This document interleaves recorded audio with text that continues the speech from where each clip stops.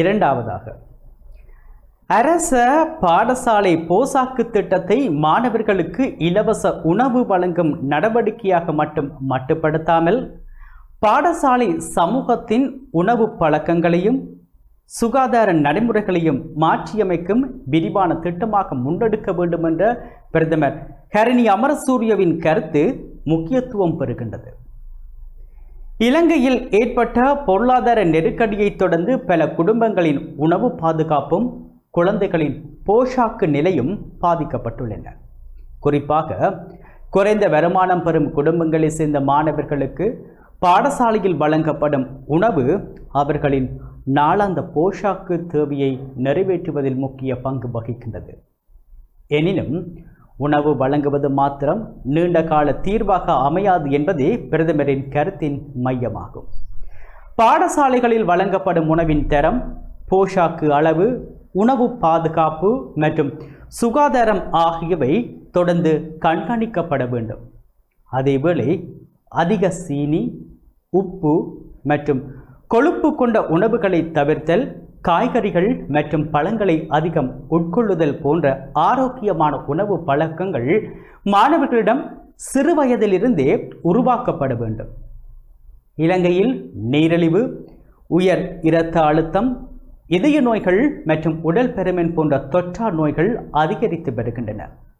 இவற்றை கட்டுப்படுத்துவதற்கு மருத்துவ சிகிச்சைகளில் மட்டும் கவனம் செலுத்தாமல் ஆரோக்கியமற்ற உணவு பழக்கங்கள், உடற்பயிற்சியின்மை மற்றும் வாழ்க்கை முறை மாற்றங்கள் போன்ற அடிப்படை காரணங்களை கண்டறிந்து தீர்வு காண வேண்டியது அவசியமாகும். பாடசாலைகளை மையமாக கொண்ட போஷாக்கு திட்டம் மாணவர்களுடன் மட்டுப்படாமல் பெற்றோர், ஆசிரியர்கள், உணவு விநியோகஸ்தர்கள் மற்றும் உள்ளூர் சுகாதார அதிகாரிகளையும் உள்ளடக்கியதாக இருக்க வேண்டும். மாணவர்கள் பாடசாலையில்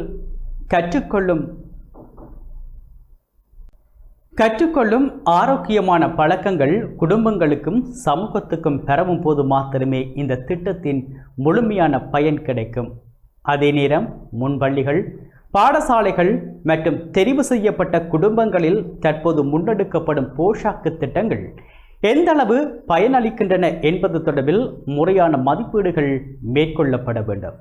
மாணவர்களின் வயது, பிரதேசம், குடும்ப வருமானம் மற்றும் உடல்நிலை போன்ற காரணிகளின் அடிப்படையில் துல்லியமான தரவுகள் சேகரிக்கப்படுவதும் முக்கியமானது.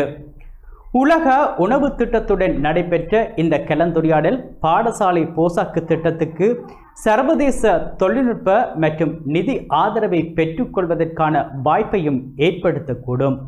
எனினும் வெளிநாட்டு உதவியில் மட்டும் தங்கியிருக்காமல் திட்டத்தை தொடர்ச்சியாக முன்னெடுப்பதற்கான தேசிய நிதி மற்றும் நிர்வாக கட்டமைப்பு உருவாக்கப்பட வேண்டும். மொத்தத்தில் பிரதமரின் அறிவிப்பு சரியான கொள்கை நோக்கத்தை வெளிப்படுத்துகின்றது. ஆனால் அதன் வெற்றி உணவின் தரம், நிதி ஒதுக்கீடு, தொடர்ச்சியான கண்காணிப்பு, விஞ்ஞான தரவுகள் மற்றும் பாடசாலை குடும்ப சுகாதாரத்துறை ஒருங்கிணைப்பு ஆகியவற்றிலேயே தங்கியுள்ளது.